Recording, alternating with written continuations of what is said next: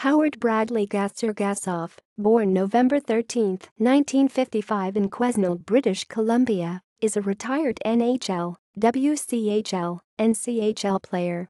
Gassoff spent most of his career in the CHL with the Tulsa Oilers and the Dallas Blackhawks.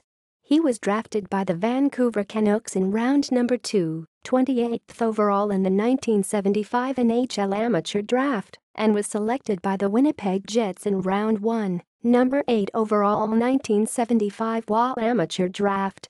He first played in the WCHL, then moved up to the NHL CHL level.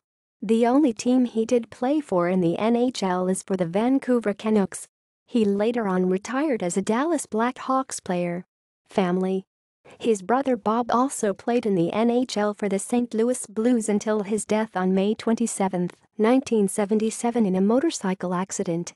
His brother Ken, born October 9, 1954, was drafted by the New York Rangers in the 1974 NHL Amateur Draft and by the Houston Aeros in the 1974 WHA Amateur Draft. Awards. Ken McKenzie Trophy 1975-76. Career statistics. References. External links.